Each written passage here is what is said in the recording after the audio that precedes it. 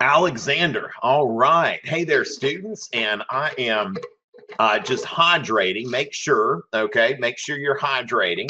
Also, make sure you're hydrating your hands with running water and soap. Okay. If you haven't washed your hands yet, go wash your hands now. If you haven't washed your hands in the past hour. Okay. So make sure Central Crossing representing here, bruh. All right. So, and if some of y'all have the coronavirus, we are keeping a healthy social distance. All right. This classroom is open to everyone.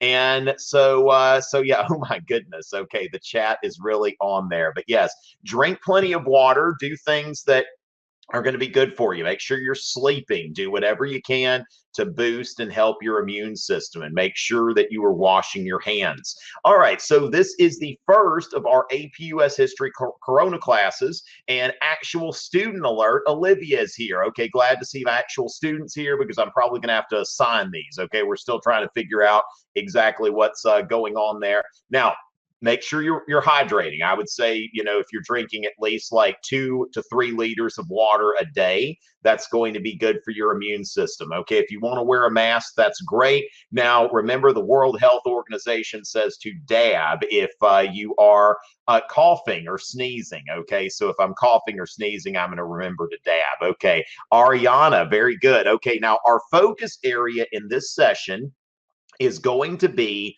on the 1920s. Okay, so your questions that you ask need to be focused on the 1920s. So with that, just one second. Okay, so as far as that goes, let's go ahead. Yeah, so I'll dab if I cough or sneeze. Now, also, I'm going to be giving out occasional shout outs for people who are following me on Instagram and Twitter. That's where a lot of information is going to be passed out. Okay, so I'll be occasionally going over some shout outs there. So just make sure that you're following me there. And let me see if we've got any recent follows there. I think these are all from the last session. All right. So with that, you know what? Why not do a dab right here at first? We'll do that. And then if I sneeze or I cough, yes, these will be recorded. Okay, these will be recorded. You are going to be able to access these later. Now, also, I've got a full broadcast schedule. Okay, so make sure my Instagram and my Twitter are at Tom Richey. Snapchat is Tom Richey SC. Okay, but as far as that, Instagram and Twitter are both at Tom Richey. Now, I'm going to show y'all here, if you want to see a full schedule of our Corona classes over the next 3 weeks, you can go to my website, tomrichey.net/Corona class. So you can see now, today's Tuesday. We're starting today on Tuesday, but this is going to be a Monday, Wednesday, Friday thing. 2 p.m. Eastern, Monday, Wednesday, Friday from now on, starting tomorrow. Okay, so we've got 3 sessions per week that we're going to be getting together at 2 p.m. Now, remember, if you can't make it, there will be archive sessions, both here on Crowdcast, and you'll be able to go to my YouTube channel. I'm planning on putting the sessions on my YouTube channel as well. Okay, thank you very much, Pre and Mr. Maher. We've got Izzy and Nikki and Dreams of Broken Glass, Curly, Abby. Let's see, Hannah Banana. We've got Abby. Let's see, Jake, Claire. Okay, Sandy. A lot of y'all following me. Thank y'all very much. And I'll be keeping y'all updated through Instagram and Twitter more than anything else. Okay, so as far as anybody following me on Twitter, we see here that Summer Elizabeth, Kat, Cosmo, and Trent. Thank you very much for the recent follows there. Okay, so with that, you see that we're going to be getting together at 2 p.m. Eastern, Monday, Wednesday, and Friday, starting tomorrow, and we're going to have a focus area for each of these. Now, this course may get extended if it looks like a lot of us are going to be out more than 3 weeks. So I'm going to be here for you. We're going to be focusing on several topics between the 1920s and the Cold War, and we may be adding some things later on. So just make sure that you're following me wherever you can, and I'll be making sure that you get information. So with that, yeah, I'm going to, yeah, you came here to learn. Okay, so Lily, just give me a few minutes. Okay, this is called an introduction. All right, so a little bit of context. Okay. All right. So as far as that, yes. Okay. Thank you so much. So let's go ahead and start to get. Let's see. Do I know how long the class will be? Now, there's not a stated end time. Okay. These will usually last between 1 and 2 hours. So that's going to be, our format. There's not, I'm not going to suddenly stop at an hour. We're going to go as long as long as we are. But 2 hours will be the maximum. Each session will last between 1 and 2 hours. So as far as that goes, let's go ahead and now get into it. Looks like our first question, from Holly. Okay, we've got our question coming from a teacher. And let me go into my slides here and make sure that we are getting in there. So let's see, let's see, 1920s and depression. So let's go ahead and look over some 1920s foreign policy, okay, as a question here. Now, as far as 1920s foreign policy, I think that is very important for us to think about things in terms of threes, okay? So what I go into when I'm getting into 1920s foreign policy is that I'm going to, look at things in terms of threes. And when I look at the 1920s, there are three things that I like to emphasize, and shout out to Miss Lennox and her students. And so the three things I like to emphasize are typically going to be the Washington Naval Conference, the Dawes Plan, and the Kellogg-Briand Pact. And so with that, going from here, we want to understand like this whole idea of the 1920s America First foreign policy. Now, we've heard that same phrase from our current president. We'll see the same phrase used with the America First Committee in the early years of World War II. Now, Warren G. Harding, who was campaigning for president in 1920, said, "Call it the selfishness of nationality, if you will." I think it's an inspiration to patriotic devotion, to safeguard America first, to stabilize America first, to prosper America first, to think of America first. Let the internationalists dream, let the Bolshevik destroy, we proclaim Americanism. Now, what we want to note here is we don't want to take this to the extreme in the sense that a lot of people will use the word, and that's a common word that's used to describe this period, is isolationism. Now, one thing that we want to understand is this is not Harry Potter, okay? Like one of my favorite movies, in fact, it's not just the book. I actually really like the did I not screen share? I don't know if I'm screen shared or not with that, but I'll make sure I'm screen shared in the future. I love Harry Potter and the Prisoner of Azkaban. Great movie, okay? If I were watching Harry Potter and the Prisoner of Azkaban, I'd just sit in my chair and enjoy it. Make sure you've got a writing utensil, a pen, a pencil, and that you've got a notebook or some paper. You should be taking notes. You should be actively engaged here, okay? So make sure that you are actively engaged, that you're actually writing stuff down. Okay. Otherwise, that's going to not be a you're not going to get anything. Okay. You're not going to get anything out of it if you're just watching this like it's Harry Potter and the Prisoner of Azkaban. So understand that, isolationism has this connotation that the United States, we remember that the United States didn't ratify the Treaty of Versailles, didn't join the League of Nations, but we also want to understand in the 1920s that there was, that we did have an American foreign policy. And even though the United States chose an independent course, there are things that the United States is doing to implement the goals of the 14 points. When we think about Woodrow Wilson's 14 points as far as reduction of arms, that's something that the United States is doing just on its own terms. Okay, Calvin Coolidge, when he was in his inaugural address, the president during much of the 1920s said, look, that we're not trying to be isolated here, that the United States did not join the League of Nations, but you see here global leadership with the Washington Naval Conference, the Dawes Plan, and the Kellogg-Briand Pact, which the last one's kind of a bit of a joke, but, you know, it's still something that people took seriously at the time.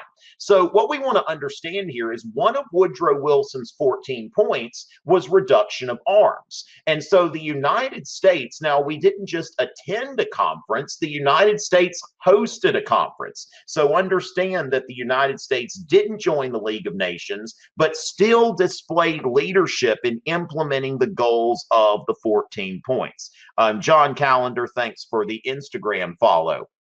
So with that, we want to avoid another arms race, to keep the world at peace. And that's what you're going to see with all three of these things. So at the Washington Naval Conference, they approved ratios for navies. Okay, so for example, when we look at Britain, the United States, and Japan, they were three parties at the Washington Naval Conference. There were other countries there as well, but what they did here is for every 5 capital ships, like battleships, every 5 aircraft carriers, Britain would have 5, the US would have 5, Japan would have 3.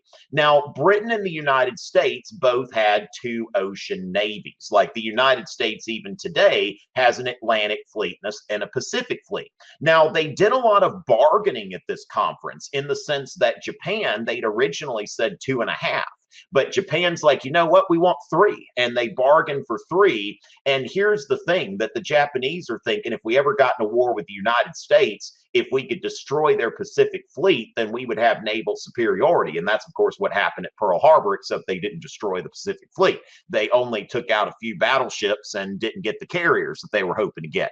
So with that, when we look at this, that there are several countries that attended this conference, and the whole goal here is to implement that goal of the 14 points reduction of arms. So, you know, for example, the USS South Carolina, named after, my home state here, the USS South Carolina, which was dismantled in 1924. This was actually the first dreadnought class battleship that was built by the United States, dismantled. Thank you, Amanda Plong, for the likes on Instagram and for the follow and all of that good stuff. So that's the Washington Naval Conference. Now let's go on to the Dawes Plan. Now, one thing we want to note here: this is not the same thing as the Dawes Act. The Dawes Act in 1887 was the legislation that divided up the Native American reservations. The Dawes Plan was in the 1920s. Now, as part of the Treaty of Versailles, Germany had to pay reparations to the Allies, to Britain and France. And so the United States goes into the Dawes Plan with the goal of, okay, so first of all, Germany owes reparations to the Allies. The Allies owe money to the United States. Like basically the United States had lent the Allies money during World War I, and the Allies were in a pretty desperate financial situation. The United States had some cash on hand. So what they did as part of the Dawes Plan, you see that $2.5 billion from the US in loans to Germany. Then Germany pays $2 billion in reparations payments. They get to keep $2.5 billion. Now, the loans from the United States are on, I guess, more generous terms than what they had. And also they get a little cash to have on hand. And then the Allies pay the United States $2.6 billion in war debt payments. So if you ever wondered how money laundering works, that's basically what this is, that we've got this money going from the US to Germany to the Allies and then back to the US. Notice at the end of the day, the US has a little bit more money in its pocket, plus Germany's indebted to the United States, which, you know, there's actually a Nazi propaganda poster that said "break the Dawes chains," which the Nazis were not very grateful for that. They thought that was a scheme to get Germany into debt with the United States. But not everybody thought so. If you weren't a Nazi, you thought this was pretty good. And, Dawes was actually given the Nobel Peace Prize for his efforts. So the Dawes Plan was an effort to bring about some economic stability in Europe in the mid-1920s. So we've got the Washington Naval Conference, the Dawes Plan, and then the Kellogg-Briand Pact. Now, the Kellogg-Briand Pact was an international agreement that renounced war as an instrument of national policy. Okay, so basically, like all of the signatories, now this is named for the U.S. Secretary of State and the French Foreign Minister. So once again, we've got a third example of the United States not just having a seat at the table, but the United States actually exercising global leadership. But note, on its own terms, not as a part of the League of Nations. Now, of course, after 1929, things in the 1930s, people forget about this real quick.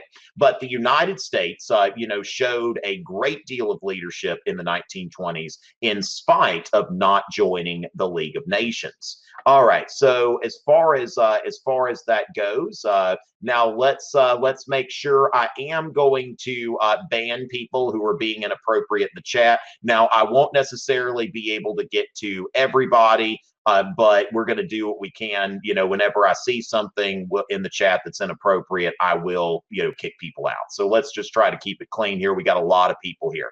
So with that, now, there was no enforceability of the terms, and that's the thing, that when it comes down to it, the League of Nations was supposed to do this kind of stuff. I think that when we look at 1920s foreign policy, we've got to remember World War I as the war to end all wars. That it's like, we think that we're not going to war again. We can pretty much take things on good faith. But then again, the 14 points were an idealistic statement as well.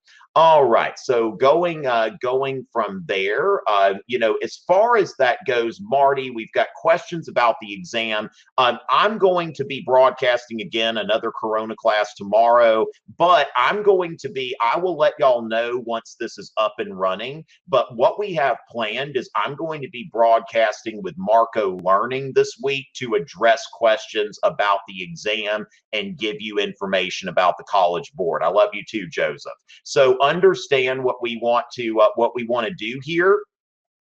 Is that we want to know. I'm not going to read through the whole chat later. I would encourage y'all to generally ignore the chat, but then again, try to keep it as clean as you can. But going with this, the Corona class, let me just be clear that the whole purpose of these Corona class sessions is for me to teach. Okay, that we are basically going, through the course. We're meeting our online learning requirements as people are not in school. That's the point here. But I will announce tomorrow during the session at 2 p.m. On Wednesday, where I'm going to be broadcasting with Marco Learning in order to address a lot of these concerns. Okay, so with that, what I'm looking at here now. Oh, excellent. Okay, we've got something about the Scopes trial. So we went into the foreign policy. Okay, so what I want to do now is let's get into what's going on in the 1920s, okay, as far as what we see in terms of, just the really, in a lot of ways, the chaos of the 1920s. Okay, so as far as that goes, yes, these sessions will be available later. Okay, so let's go into really some social history of the 1920s. So going from there, this is, let's see, we'll save that from the Euro session.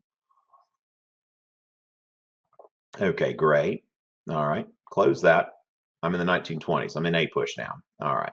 So take that. All right. So as far as that goes, we think about not the 1920s. When Warren G. Harding ran for president, he ran on a platform of a return to normalcy, as he called it. But the 1920s really weren't that normal at all.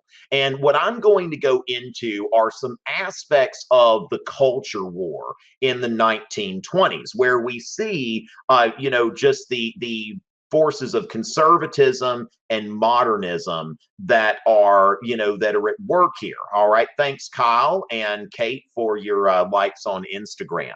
So first of all, let's note the Russian Revolution. Okay, that during World War I, you have the Russian Revolution. Communism had before this time been an idea, a bad idea, but still just an idea. And there's this kind of thing like, surely this can't happen. As far as, a month ago, you'd have been like, surely we're not going to be out of school for a month, right? And it's like, it's just, it just happened. Like, we're not in school, right? We are encouraged to socially, keep a social distance and all this other stuff. But now it's like communism is there, and communism is kind of like the coronavirus of 1920, if you think about that. Just something that really needs to be to be avoided, which and thank you, Catherine, for honoring Harambe's memory, liking that post there.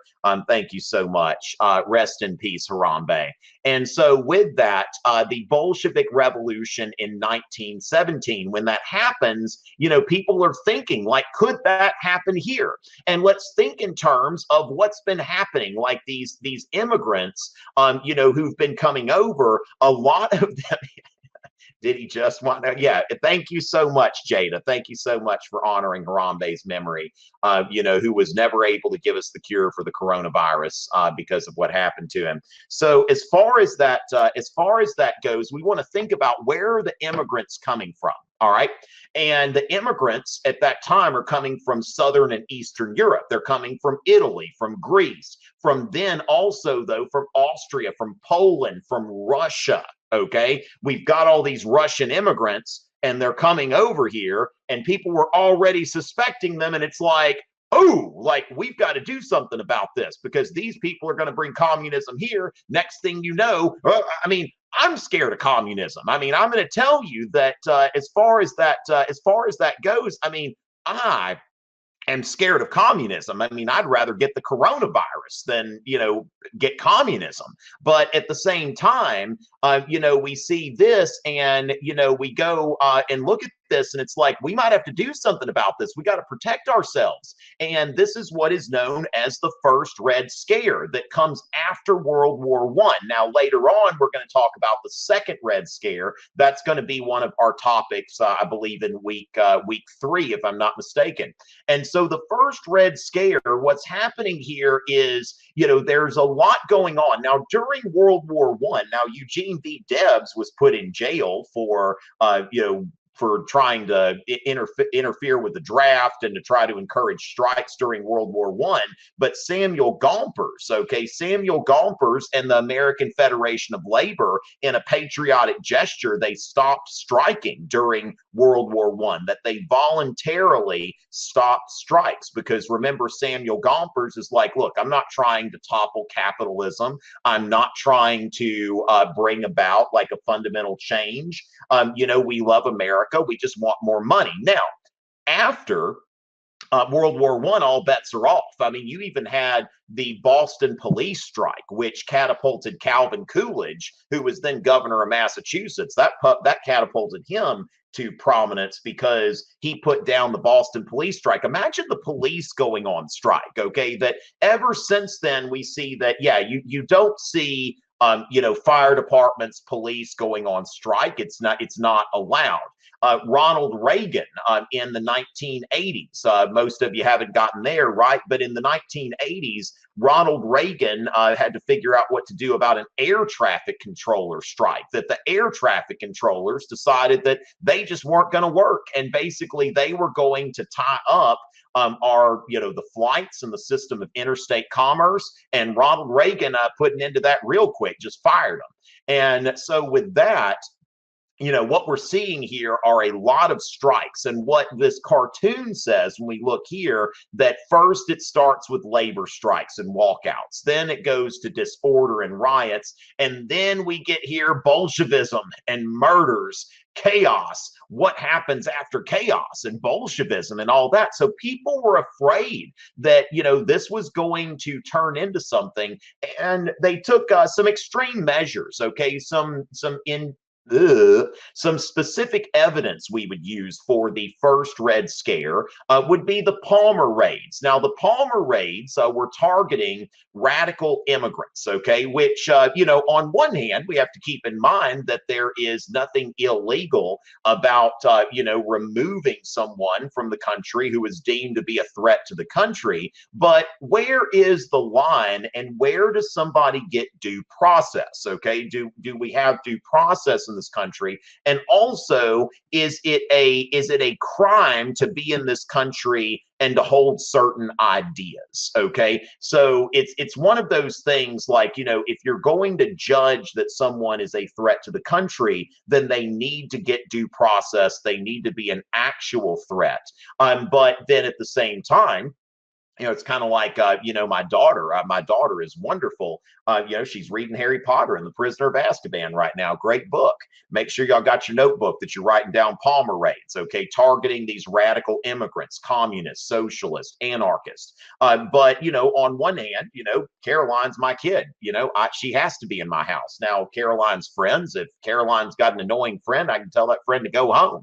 But at the same time, when we're dealing from a legal standpoint, people need to have due process. And so what Palmer, the Attorney General, said, that essentially we can't make distinctions between the theoretical ideas of the radicals and their actual violations of our national laws. So they went very far with this in terms of, if you were, if somebody was an immigrant in the United States and they, you found a copy of the Communist Manifesto, or you found them at some kind of meeting of the Communist Party, that if they weren't citizens of the United States, it's just get out of here. Now, we see here in this political cartoon, we see that there is Lady Liberty with her shield of free speech, and we see here that if we were going to ask, is this cartoonist in favor of the Palmer raids or against the Palmer raids? That's something to keep in mind there. So the first Red Scare, keep in mind that that's something that we see after World War I. And also we see a surge of nativism. Now, we've had a few, nativist periods in U.S. history. I mean, we could certainly make a very credible argument that we're in a nativist period right now, where there is a reaction to what's perceived as mass immigration. Now, this was happening during the Progressive era, that there were a lot of folks, like here is an 1891 political cartoon, I believe from Puck magazine, if I'm not mistaken, but this is where you see all of the immigrants coming in, and then in the bottom here it says Mafia in New Orleans, anarchist in Chicago, socialist in New York. Where are all of these people coming from? What is the source of all of these problems? And we can see where the cartoonist says that this is, that immigration is the problem here.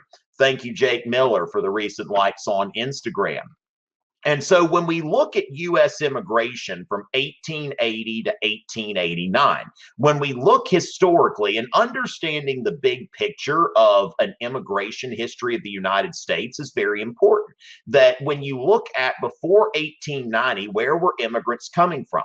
They were coming from Northern and Western Europe. So we think about Germany, Scandinavia, Britain, and Ireland. That's where most immigrants were coming from. Now, besides the Chinese Exclusion Act, before the 20th century, there were no set immigration controls aside from the Chinese Exclusion Act. And remember the Gentleman's Agreement with Japan, which was informal. So the United States had never really passed laws. Now, when we look at U.S. immigration from 1900 to 1909, at the beginning of the Progressive era, we see that a very major increase from immigration from Southern and Eastern Europe. And these were places that were not likely to be English speaking. They were not Protestant. If you are trying to come into the U.S. and you want a warm welcome at any point in U.S. history, if you want to immigrate to the U.S. and you want the warmest welcome possible, typically white, Protestant, English speaking are the people who've had the easiest time. And when you look at immigration during the progressive the progressive era, you see that a lot of these immigrants were Catholic, Orthodox, Orthodox Christian, or Jewish, and they didn't tend to speak the English language. They came from countries that didn't have a history of Republican government. And then also, when you look at the immigration from Russia, there was a lot of concern. These people are bringing communism. Oh my goodness. And so we will look at I think we'll look at this cartoon in a little bit. We'll take another look at this cartoon, maybe do a little practice SAQ, okay? So what we want to note here is, this is tied in with the first Red Scare, okay? That we have the first immigration restrictions, besides the Chinese Exclusion Act, that are passed by Congress. So 2 laws were passed. I would say don't focus on both of them. If you're looking for specific evidence of the immigration restrictions during the 1920s, I would focus on one of these. Now, they're both, in the same spirit, okay? Because what they're doing here, first, they passed the Emergency Quota Act. It's like, okay, what can we get passed quickly? And then later on in 1924, they passed the National Origins Act. Now, note that each of these they're giving countries allocations based on, okay, they're giving countries allocations based on the number of people who were here before the progressive era. So when you look at the National Origins Act, it's saying, okay, the number of people from this country who were in this country before 1890, you will get a more generous allocation, so 2%. So before 1890, there weren't a lot of Italians, Austrians, Hungarians, Russians, Greeks. We don't see a lot of those immigrants. So these restrictions were designed specifically to discourage further immigration from Southern and Eastern Europe. That is the focus of the nativism in the 1920s. Okay, so with that, we've got a couple of those that we've gotten into, and let me go ahead and take a look here. Let's see what we've got as far as our questions. Okay, now multiple choice tips. Where I would direct you for multiple choice tips, if you go to marcolearning.com/free events. I just did last week a multiple choice workshop. Okay, so if you go to marcolearning.com/free-events. Okay, so I'm going to share my screen with you, just show you how to navigate that page. Looks like it's working a little bit slowly right now, but let me go ahead, because this is a popular thing. Let me go ahead and direct you, because I'm not focusing on multiple choice today, but what I can do is show you a very recent broadcast for those of you who are wanting multiple choice tips. So marcolearning.com/free-events, or you can just go to marcolearning.com and click on free events if that's easier for you. So when we scroll down to the free student events, then we have to go to recordings from past events. Okay, and so when we look at that now. Let's see, that's for teachers. Okay, y'all got to do some scrolling here, some mad scrolling. What we've got here is APUSH multiple choice strategy. Okay, so if you go to view recording, it's going to take you to this. Okay, so I'm actually going to go ahead and post this direct link so you don't have to scroll so much. Okay, let's do the direct link so that you don't have to scroll so much. All right, so with that, if you're looking for multiple choice tips, I'm going to put that there so you can go into that session and you can see where I've given these multiple choice tips, mutually assured destruction. All right. So as far as that, now just a quick thing, people who are complaining about freezing, how is your connection right now? Y'all let me know how your connection is right now. Okay, so if you're having a good connection, let me know. Okay, what are poggers? What are poggers? All right, so y'all let me know. Okay, good connection. Okay, so some of y'all are getting, okay, same here. You're missing out on a few chunks. Okay, straight up fire. All right, so we're going to see, hopefully we've got a pretty good connection. Let's keep going with the 1920s. Okay, so understand that we do have that multiple choice section. Yes, I did say poggers, and at some point I'll look and see what that is. I hope I didn't just say anything bad. All right.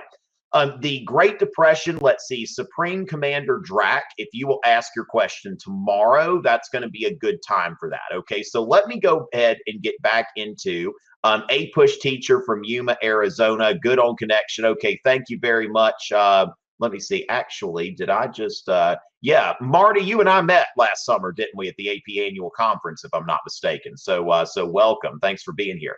So going back, let's get into the 1920s.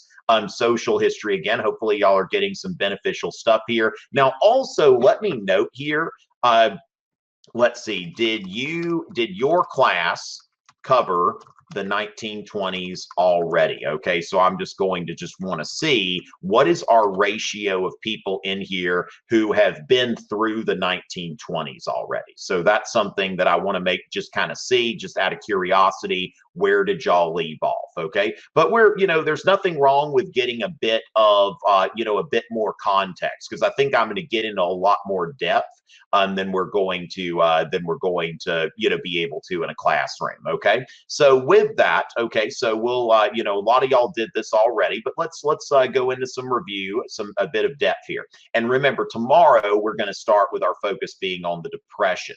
All right, so with that, what we want to note is that the Immigration Quota Acts, the National Origins Act, the Emergency Quota Act, we see that definitely the immigration from Southern and Eastern Europe dropped quite a bit, as did immigration from Asia. Immigration from Mexico was the only immigration that increased in the 1920s. And note that, that wasn't an area that was a big concern for Americans at the time. So understand, nativism comes and goes. It's just that the focus of nativism changes. Now, those of you who are teachers remember the O.J. Simpson trial, okay, which was, a very fascinating trial in the sense that it was just on TV all the time. Everybody was watching it, and it became very focused on race. Okay, that basically the idea that O.J. Simpson was being accused of this crime because he was black, and that he was a suspect because of this. And this became a very racially charged trial in 1995, and everybody was glued to it. I was in high school when this happened, and during the 1920s, you had a very similar trial, the Sacco and Vanzetti trial. Now, they were Italian immigrants. They were anarchists. Do we even need to go any further into this? Okay, it's just like, basically, I mean, already 2 strikes. These guys are clearly guilty, right? Do we even need to hear the evidence? Now, I'm not a legal expert, but what we want to understand about the Sacco and Vanzetti trial is that when we think about the standard of beyond a reasonable doubt, it's not quite there, at least not for both of them. If I had to guess, after looking at the evidence, one of them probably did it. But when we think about this, when I say one of them probably did it, that's not justification to be able to say that both of them are guilty beyond a reasonable doubt, or even one of them is guilty.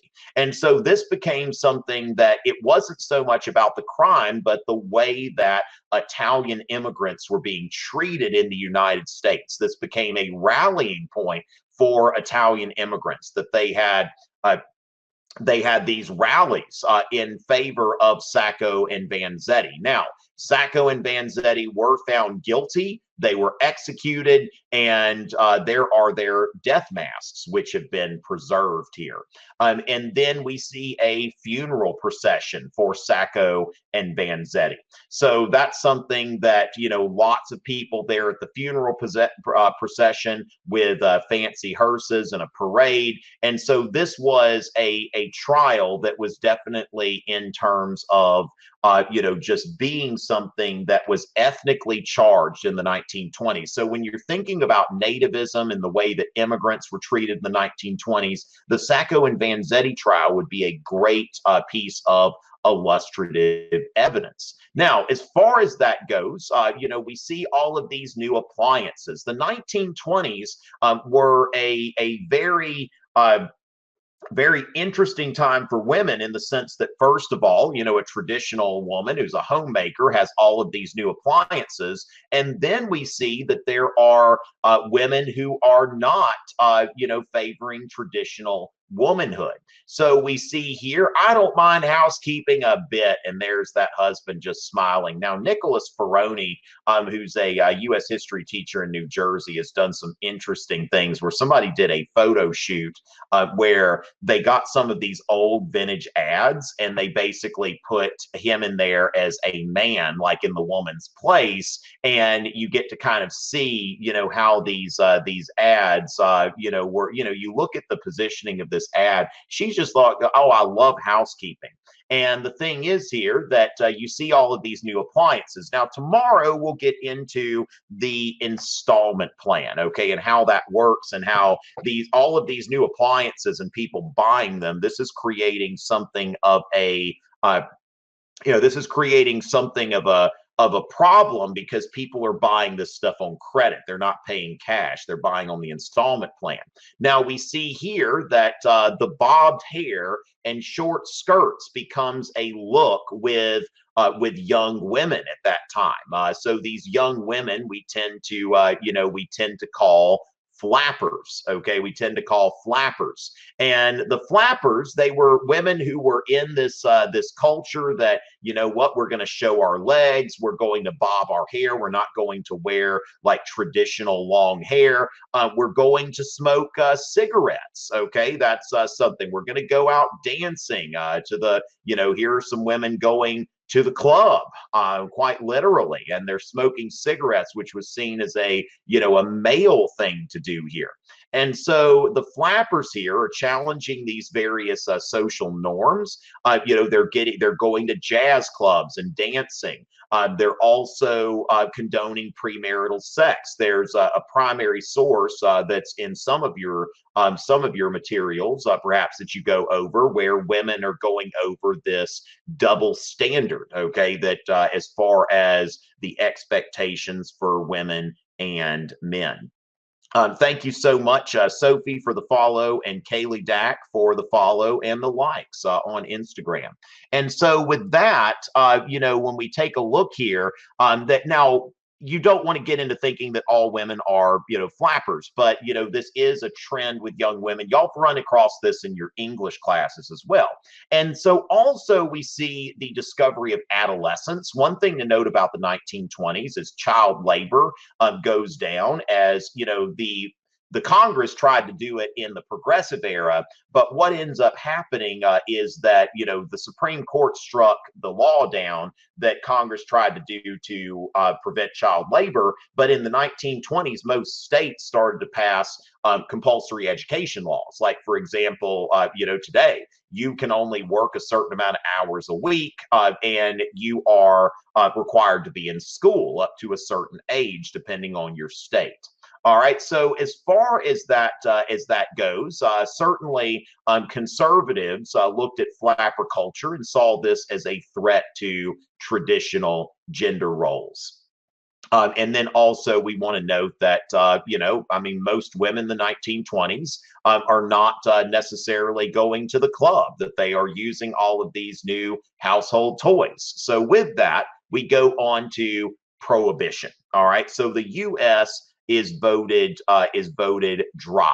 All right. So from there, we see dry and wet. Of course, in the progressive era, if you were dry, that meant that you wanted to ban alcohol. You were a prohibitionist. Whereas if you were wet, you wanted to keep alcohol legal. But at the same time, the progressive era, you see the 18th Amendment, and that creates the Bureau of Prohibition. All right, the Bureau of Prohibition in the U.S. Treasury Department, and we see the prohibition agents destroying barrels of alcohol in 1921. And so there are speakeasies. Speakeasies were places, these were private clubs that illegally served alcohol. Now, one thing about when we think about the law of unintended consequences, all right, that the intended consequence of the 18th Amendment of Prohibition was to further the progressive goal of moral improvement, that the progressives they believe that government could be an instrument of moral improvement. And so with that, we see that that is something that really didn't quite work out. And far from being a source of moral improvement, we see organized crime. We see these bootleggers, illegal alcohol smugglers who are who are coming in and bringing alcohol into the country, for example, like Canadian whiskey from Canada. And that's creating something like, when you look at organized crime, like professional bootlegging, people like Al Capone. And of course, a lot of these people who are involved in this are recent immigrants to the United States, which of course is not, is not helping with the whole nativism thing. Okay, so organized crime was when we think about causation, that Prohibition gave rise to a wave of organized crime. And so with that, H.L. Mencken, who was now some of you, if you went in depth into the Scopes trial, you may have read a primary source by H.L. Mencken. He was the reporter who was his articles were read nationwide. He was a really witty guy. I mean, they're really funny. Like, he's the one who coined the monkey, called it the monkey trial, the Scopes monkey trial. And, he was, it's a very interesting, bit of articles. But H.L. Mencken was something of like a libertarian, small government guy. So he wrote in the 1920s, he said, 5 years of Prohibition have had at least this one benign effect. They have completely disposed of all the favorite arguments of the prohibitionists. None of the great boons that were to follow the passage of the 18th Amendment has come to pass. There is not less drunkenness in the Republic, but more. There is not less crime, but more. There is not less insanity, but more. The cost of government is not smaller, but vastly greater because of hiring all these prohibition agents. Respect for law has not increased, but diminished. And so we see during the Depression in 1933, the 21st Amendment is passed, and that repealed the 18th Amendment. And that makes the 18th Amendment the only constitutional amendment to be specifically repealed by another amendment. Now, also remember, 18, you can't drink, 21, you can drink. All right, so that is Prohibition. We've still got a couple of things, such as the Great Migration and the Scopes trial, but let me see if we've got any questions that I can get to. All right, so with that, we're going to see here, what are the big events during the 1920s that we need to know, if nothing else? Okay, so Lily, I'm going over lots of these events. Okay, so what, and not necessarily lots, I'm focusing on some key areas of focus. Now, what you need to do primarily is that when you think about the 1920s, you want to know a few things well. Okay, so if you make the video, you won't be, okay, so y'all have the option to ignore the chat by making the video full screen, is what Cherish says. Okay, so if you make the video full screen, you will not see the chat. Okay, so that's a good idea there. I wonder if I should start a Discord server or something like that. Somebody knows how to do that. Let's talk about that. So as far as that goes, the main thing to go into is, what are some things that would be useful for you to know? So for example, when I look in the AMSCO book for the 1920s foreign policy, I see like the 7-power treaty, the 9-power treaty, da da da da da da da da da. All right. Now, I don't think you have to know all that. Like, when I'm thinking about 1920s foreign policy, I'm thinking Washington Naval Conference, Dawes Plan, the Dawes Plan, and the Kellogg-Briand Pact. Now, if you just want to remember one of those things, that's fine. Anything that illustrates, the main thing is that you know something about something that illustrates your point. So as far as that goes, you need to think about something that, okay, the United States didn't join the League of Nations, but during the 1920s, the United States exercised some global leadership. And so we can use the Washington Naval Conference, the Dawes Plan, or the Kellogg-Briand Pact in order to bring that home. Okay, so the main thing is you think about what is something going on in the 1920s, and then what do I need to know from there. So with that, that's something that I think is important, and like everything that I'm going over here is something that it is extremely useful to know for the AP exam. Okay, now my approach, typically I'm not going to favor a bare minimum approach to things and just say, oh, you should only know this, because when it comes time to write an LEQ, it's going to be very advantageous for you to know more than one thing. Thank you, Thomas and Anna, for the recent follows. And Robbie Toon, like, this is some very good art that you've got here. I think that's just really talented. I'm gonna put that on my Instagram story. People should give you a follow for that. Okay, so now let's go into the Great Migration, which is, on these, in the interest of answering these questions, what is it that I really need to know? Then there we go. Now, Royce, I think I just got to temperance and prohibition. Now, the thing is, people are asking me to post the PowerPoints. What I'm going to tell you is take notes, like actually write stuff down. And I'll have the PowerPoint, like I'll have these sessions are archived. You can go through them. But most of the time I won't typically share the actual PowerPoint presentation. So just make sure that you're taking good notes during this. And you see also where can I slow down? I thought I was going kind of slow. So with that, that's interesting. I typically have something of a slow diction being from the South. I do be going kind of fast though. Okay, well, let's see what we can do here. But the main thing, your problem is that you're trying to write down every single word instead of writing down keywords. Okay, the issue is that you don't necessarily know how to take notes. And that is the issue there. Taking notes is not about copying, but it's about taking down like key ideas. Okay, so as far as that goes, think about that as you're taking notes. Somebody's asking me to go a little faster. Okay, so with that, yeah, also when I post this on my YouTube channel later, you can always put that down a little bit on the speedway. All right.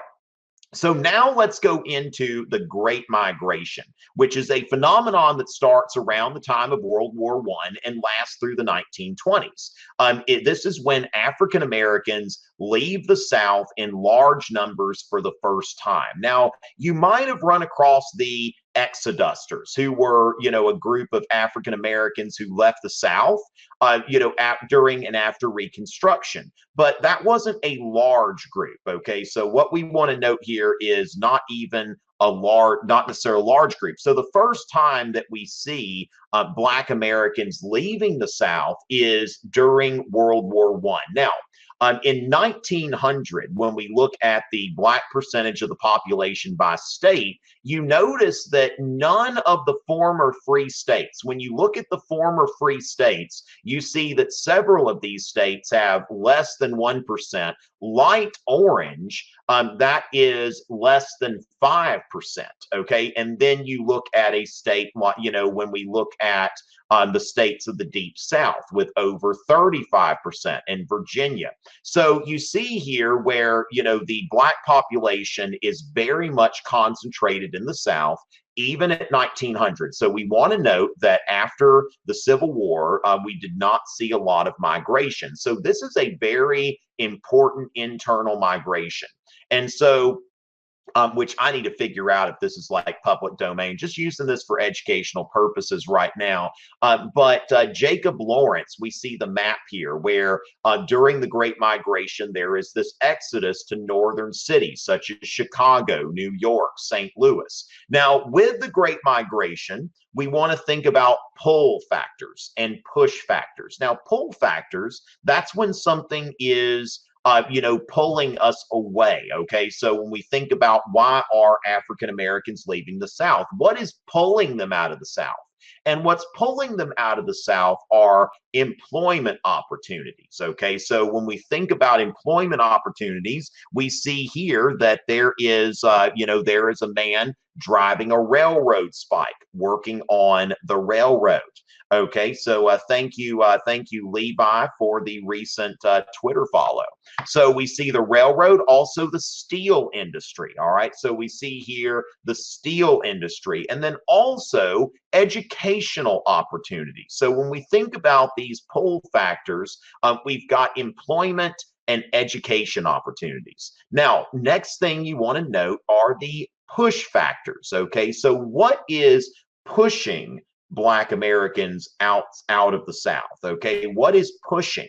And so when we think about what is pushing, first of all, to escape injustice, to be accused of a crime, and then to be tried in front of an all-white jury. So we see here that African Americans in the South did not believe that they were getting justice from the justice system. Now, the other thing, if y'all are familiar with the work of Ida B. Wells, or sometimes known as Ida B. Wells Barnett, she documented the lynching epidemic in the South at the turn of the 20th century, where a lot of African Americans were not receiving due process. If they were accused of a crime, a mob would just grab them and hang them rather than giving them a fair trial and due process. So the ones that made it to court were in a lot of ways the lucky ones. So when we think about, again, just in the interest of slowing down and repeating a little bit, pull factors, employment, and education. Okay, push factors, escaping injustice and also escaping lynching.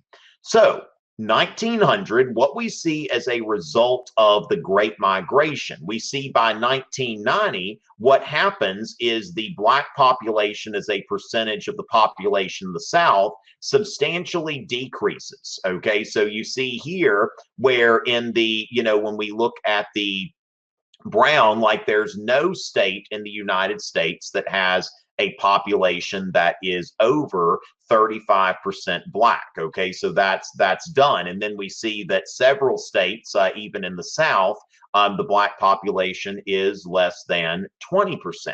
And so as far as that goes, we see then an increase. So you think about this, that by 1990, the Black population in New York is about the same percentage as the Black population of Tennessee or Arkansas. You also see Illinois, Chicago, and East St. Louis. Now, that's the next thing here for people who think like, racist, in order to be racist, you got to talk like you, Richey. That's not the case. A lot of these migrants are met with a lot of hostility. There are riots. There are people that died as a result of the Great Migration, that we see race riots in East St. Louis and Chicago. Now, remember that Illinois, at the time of Abraham Lincoln, that before the Civil War, the state of Illinois would not let a free Black person come into the state. It was illegal, and that was something that you have this history of racism there. And now all of a sudden, these Black people are coming in, and the local population is rioting. And so we see here there's a very similar picture that we've seen before. If you've looked at some women's suffrage documents, that there's a woman that says, Kaiser Wilson, why don't you make America safe for democracy, in reference to women's suffrage. In this case, we see that this Black woman with her children asked, Mr. President, why not make America safe for democracy, not just the world, as you say? Now, note that Woodrow Wilson is also the president that segregated the federal workforce, and also showed the movie Birth of a Nation in the White House, which made the Ku Klux Klan look heroic. And that's really what was responsible for the rise of the second Ku Klux Klan in the 1920s. So here is the aftermath of a Chicago race riot in 1919. Now, also, one thing that I've got in my arsenal here, in my DBQ arsenal, I've got a DBQ about African Americans in World War I and the extent to which World War I altered patterns of race relations in the United States. If you're a teacher, you've probably gotten that DBQ from me before, but that may be something that we do as a skill-based session sometime. Okay, so the sessions, we've got the sessions down, but we're subject to add sessions here and there. Okay, so keep track of those, and I'll be sending emails to you when we're adding sessions, when we have a better idea of how long we're going to be out of school. So the next thing here is that we get into the big religious controversy. But before that, let me hydrate real quick.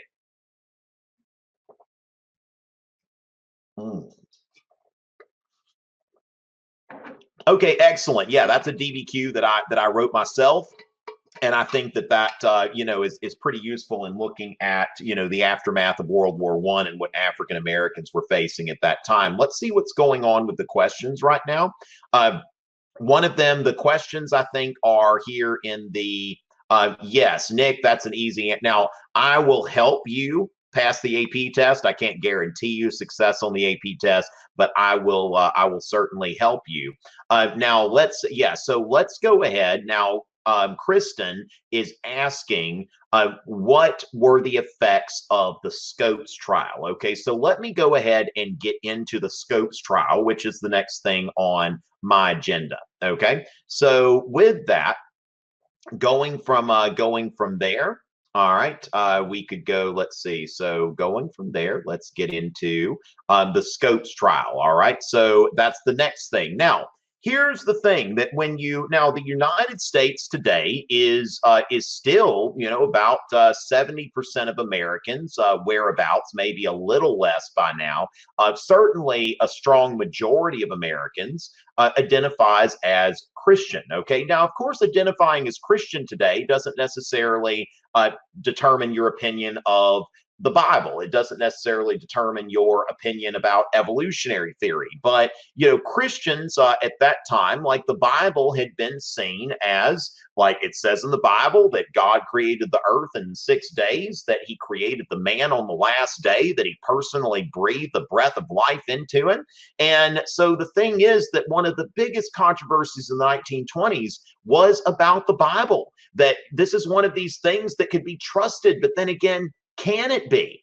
And so we see this idea, the traditional idea of creation is this idea of special creation. Then the Lord God formed a man from the dust of the ground and breathed into his nostrils the breath of life, and the man became a living being. It says that in the Bible. And the thing is, for a lot of people, the Bible says it, that is good enough. No matter, if there's scientific evidence that seems to contradict that, then that scientific evidence is wrong. And so Darwinism's on the other side of this, which is saying that humans actually got where they are because of a process of evolution, that humans, and the reason why humans and chimpanzees and bonobos, and to a certain extent gorillas, rest in peace Harambe, Harambe and I have a common ancestor somewhere, according to Darwinism, somewhere around maybe 8 million years ago. That's where, the species split, and eventually you've got Tom Richey on one side of this and Harambe on the other. But with, when we go back, that's where we came from. And now, as far as that goes, somebody can make an argument that it doesn't necessarily undermine the Christian religion, but it certainly does undermine this account of human creation in the book of Genesis, that, it really is going to have to be one or the other. Now, Darwin has actually been on a British pound banknote. He's pretty big there in Britain, but I don't see as many of these as I used to. But if any of y'all seen these, like on the back of somebody's car, there's like Jesus eating the Darwin fish, the Jesus fish eating the Darwin fish. But in the United States, certainly there's a lot more resistance to Darwinian evolutionary theory as compared to what you'd seen in Europe. So as far as that goes, the fundamentals. Now we want to note this is fundamentalism. Now I will tell you, if you go to YouTube and you type in Scopes Trial Rap, I've actually got a Scopes Trial Rap that I did. Maybe I did this last year. Let's see. Yeah, I think this is about a year ago I posted this, but you can actually go here. Okay, a Scopes Trial Rap. Yeah, so you can take a look at that. If any of you know about Take Hayes the Race, I use the tune of that in order to do that. And that's got that's got that now, free Take Hay. By the way, even though I don't know if I can keep saying that, because I think they did find him guilty. So I think at this point, Take Hay has gotten to due process and a fair trial and all of that kind of stuff. But at the same time, it's an interesting meme. Now, I've got this here. I've got the lyrics there. So this could be something that could be useful to you. Okay, so just putting that out there. If you want, it's not on my SoundCloud because SoundCloud didn't let me put it up there, but they do have it on my. They've got a, I guess Take Hay gets some of the ad revenue from prison wherever he is. Okay, so we can't free him, but we can get him a little bit of ad revenue, right? So the thing is that I've got a rap about that if y'all want to listen to it in your car or whatever. And so the fundamentals. Now, what we want to understand is fundamentalist Christianity is a type of Christianity that is very Bible centric and very focused on a literal interpretation of the Bible. And if anything contradicts a literal interpretation of the Bible, then it's no good. Okay. Now the fundamentals, they are promoting the idea of biblical inerrancy. Okay. And so when we think about this, like, when you're asking now, inerrancy, what this is basically like the Bible has nothing in it that is not true. That if it's in the Bible, then it is true. If the Bible says that man was created directly by God and in the Garden of Eden, and his name was Adam, his wife's name was Eve, that is the case if you are a fundamentalist. Okay, now a fundamentalist would say that the Bible is inerrant. Somebody who is more of a modernist. So those of you that are writing things down, as you should, you want to note fundamentalism and modernism, that fundamentalists see the Bible as inerrant. A modernist is thinking in terms of, is the Bible, like, is Christianity even true? Okay, like a modernist maybe you could be a modernist Christian, but you could also be an agnostic, and be a modernist. But fundamentalists believe that the Bible is inerrant. Now, when we look at the fundamentals, it's an interesting kind of philanthropy venture, just to kind of look at this. And this is what we can do because we're home, so we don't have much better to do and to kind of go deep into this. But the fundamentals. Okay, so when we look at the fundamentals, they should be, so basically there was a rich industrialist that financed this. Okay, they were published between 1910 and 1915, and this goes pretty deep because what we want to understand is that it was very fundamentalism is also a branch of like Protestantism. So what we see here is that it was disputing what they called liberal Christianity, like Christianity that says, you can be a Christian, but some of the stuff in the Bible is probably not supposed to be taken literally. So they also are attacking Catholics. Okay, that's something that we see in the 1920s is a very fierce anti-Catholicism, which some of my Catholic students still say. There are people that don't mean anything by it, but some of my Catholic students say that they're still asked sometimes, are you Catholic or are you Christian? And the person doesn't mean anything by it, but this idea that was put into people's heads, really, you go back to Europe, and I guess this is the case with the Reformation, but certainly during the 1920s, when you look at the fundamentals, that it's saying that Catholicism is not a legitimate form of Christianity. And so there's a lot of anti-Catholic bigotry here. Now, when you think about the fundamentals, you think about things like, okay, the virgin birth of Christ, the deity of Christ, the purpose of the incarnation, the proof of God. Okay, so basically, if you're a Christian, that's kind of fundamental that you should believe in God, right? And then they go into some other things here, but then they go into some very like you see here, modern philosophy, justification by faith. So you see here that the fundamentals are aligned very closely with Protestant ideas about salvation, evangelical Protestant ideas. So then we see here, as we go through here, we see a few things such as is there a God? We need to make sure we forgot about that, right? So is there a God? The passing of evolution. So they're criticizing evolution. Then the decadence of Darwinism. Okay, the decadence of Darwinism. That's interesting. Now, then you see here where Mormonism is going to be portrayed as something outside. It's outside of Christianity according to the fundamentals, not a legitimate branch of Christianity. And then we see here that I could see something. Let's see. I'm looking for something very specific. Yeah, is Romanism Christianity? Now, note here that they're not saying Catholicism, they're calling it Romanism. So is Romanism Christianity? Now, we can look here and we can see the answer. The next essay is titled Rome, the Antagonist of the Nation. Okay, so that's one thing. It's promoting a very narrow definition of Christianity that's based on Protestant views of biblical inerrancy and has a lot of anti-Catholic perspectives. And so when we look at Tennessee, like what's happening here is that the Tennessee legislature passes a law that says that you can't teach evolution in the universities or in the public schools in Tennessee. That the only thing that can be taught about the creation of people is that that the account that's in the Bible. The creation of man as taught in the Bible. Now, of course, you already see some pretty hard First Amendment issues, right? Okay, so as far as that goes, we see that, you'll be fined. You're going to, it's a misdemeanor, but you're going to be fined.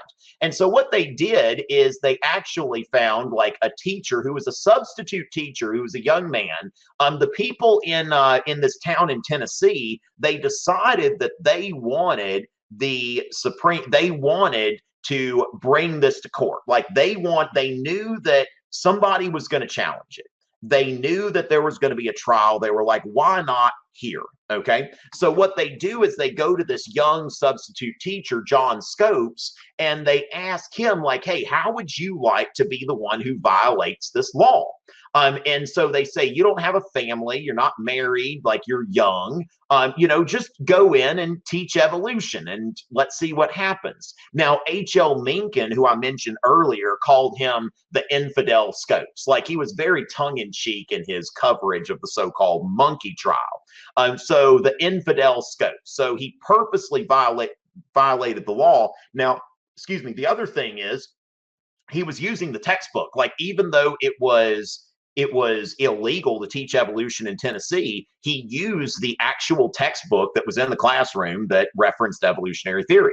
So he was represented by the American Civil Liberties Union, the ACLU, by Clarence Darrow, who was like a celebrity attorney, one of the greatest attorneys in the United States. Now, you might remember William Jennings Bryan, who was a three-time presidential candidate, U.S. Secretary of State.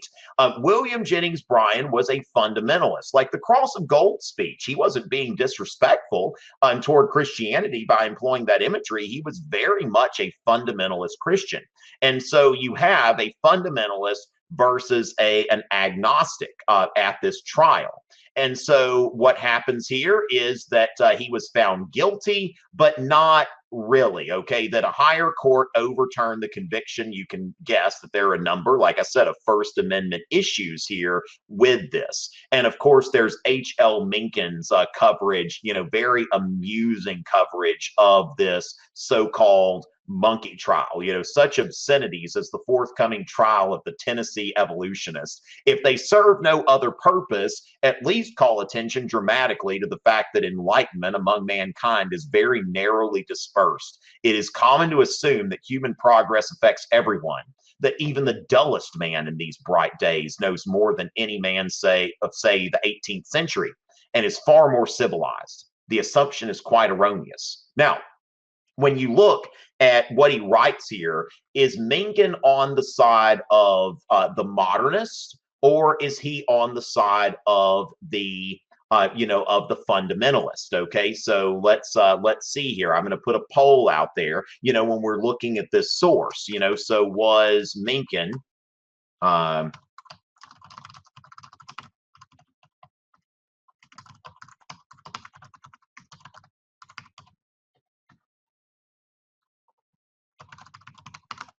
all right, so let's see here. I'm going to put the poll here.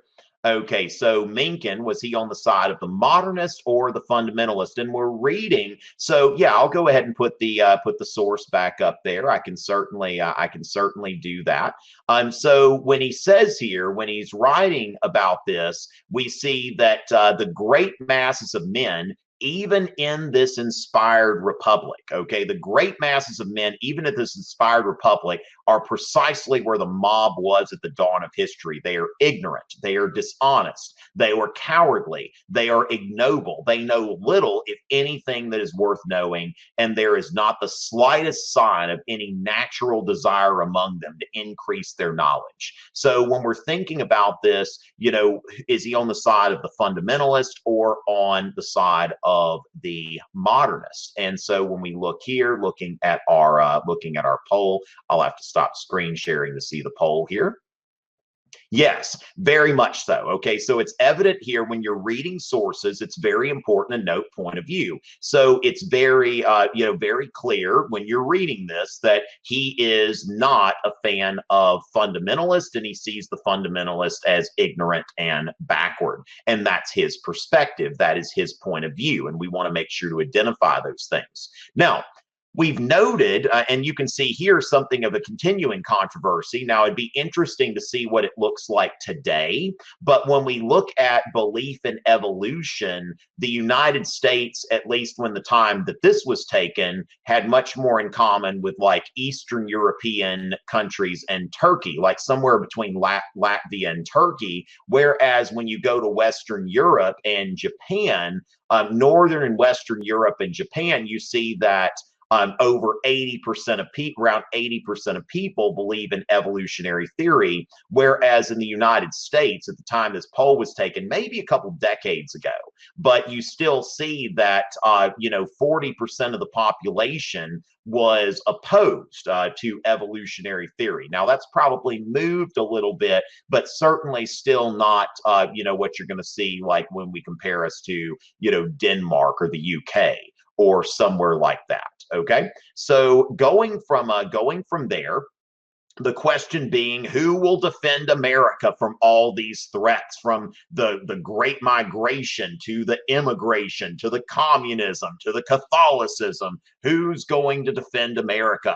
And the Ku Klux Klan in the 1920s saw themselves as defending traditional Americanism. Now, as far as where that comes from, okay, so the Birth of a Nation, I've mentioned that Woodrow Wilson was quoted in it. He had it screened in the White House. It was a film about the Civil War and Reconstruction that portrayed the Ku Klux Klan during Reconstruction as very heroic.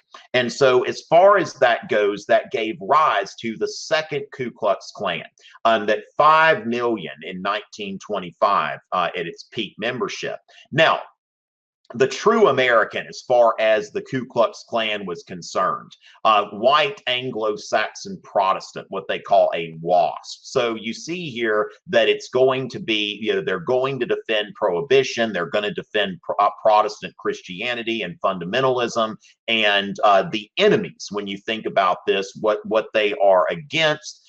Immigrants, Catholics, Jews, blacks, they are all the targets of Ku Klux Klan activity in the 1920s. You see here where there is a Klan member who has got the flag in one hand and the Bible in the other hand, and note that he's sitting on top of a Catholic bishop. Okay, so they're showing here that the Roman Catholic Church is hostile to the United States. And we see here their march on Washington, even with a women's auxiliary there. So with that, you've got, actually there's, at the time, I mean, there are, people like Harry Truman was not an active member of the Ku Klux Klan, but he had been a member at one point, because otherwise he wasn't going to get elected to office. You've got Hugo Black and then Robert Byrd, who was a senator from West Virginia. Now, Robert Byrd said, if he had advice to young people trying to become involved in politics, he's a little bit, tongue in cheek about it. He's just avoid the Ku Klux Klan. Like, for him later on, he was in politics for decades and he never shook that label as someone who'd been in the Klan. Now, at the, around 1930, the Klan ended up being in a situation where their membership declined drastically because there were a number of scandals. This was an Indiana Klan leader who was in prison for a very violent rape. So we see that the 1920s, as they go into the 1930s, Klan membership does as well. Now, speaking of Indiana, you see here where the Midwest was really the epicenter of the second Ku Klux Klan. You see it all the way from Oregon to California to Colorado. You see it in the Northeast. So it's not just something that is in the South. The Midwest had a very, very heavy record of Klan activity. And with that, let's go ahead and get back to what we've got here. Now, I'm going to, end this session a little bit. I'm going to look and see, if we've got a few more questions. If anybody's got some shout out requests, we can certainly address those. And then I'm going to be back at 2 p.m. Eastern tomorrow on Wednesday. Okay, so I'm going to be back at 2 p.m. Eastern tomorrow. And I'll be going through. If you've got some shout out requests, we can probably do that. Yes. Okay. So as far as that goes, let's see. What caused the fall of the League of Nations? Now, there can be several explanations for this. Miss Lennox was noting that the United States never supported the institution. Now, also, when Japan, for example, started a program of aggressive warfare, the League censured Japan, like they passed a resolution condemning Japan for aggressive warfare, but they didn't do anything about it. Japan just walked out. So the League itself really didn't go into, they didn't really enforce anything. And so Mr. Paul T-ville, okay, we got some folks here. Tierkowit, number 1. Okay, so with that, let's see. So we had the Scopes trial that we answered here. So now, ladies, okay, do you need to know all the 14 points? No. I think that you just go over a few of them, like freedom of the seas, reduction of arms, and the League of Nations. I think that for an AP US history student, understanding those 3 principles is plenty. Okay, so very, very plenty. Miss Cheek at YHS, I've already shouted out Mr. Paul. Miss Fiore, glad to have Miss Fiore students here. Oh, can I say ooh-woo? All right, ooh-woo. So there we go. Now we'll talk about the Great Depression and the coming of the Depression tomorrow. Okay. So now I'm not planning on sharing my slide deck because I need to update it. I think there, in that slide deck, I think there may be a few slides that haven't necessarily aged well from when I made them some years back. So I just want to kind of go through there. But I do have the I will have the video will be up here, and the video will also be available on my YouTube channel. Oh, oops, I'm supposed to. Okay, I'm supposed to dab. All right. World Health Organization, Miss Sommer, okay, and Miss Weaver and Mr. Springer's class. So yeah, make sure y'all are dabbing. That's from the World Health Organization, Mikey Hughes, APUSH class. So the DBQ for the AP exam, I will look into making that available. Let me see about that, okay? So Miss Paynes, Miss Terrebonne. All right, thank y'all so much. And again, I'm going to be back tomorrow at about the same time, 2:00 p.m. And remember, these are going to be available through here. You can come back here and watch the archive. I also plan to share these on my YouTube channel. So with that, ladies and gentlemen, Thank you so much for joining me today, and I will be back tomorrow, Wednesday. And remember, this is going to turn into a Monday, Wednesday, Friday, 2 p.m. broadcast. And remember, if you want the multiple choice session, those of you asking about multiple choice, remember that you can go to marcolearning.com/free-events, or you can click on, you go to the direct link that I sent earlier. Okay. So make sure that you go to marcolearning.com and go to free events. All right, so Mr. H and Mr. Norlander. All right, so we've got that. Thank y'all very much. And let me see if we've got anybody. Artist Ruby, thank you very much. And Gia RT, thank y'all so much for your support. And Rare Mariel Allison, thank y'all so much. And I will be back tomorrow at 2 p.m. It is always a pleasure.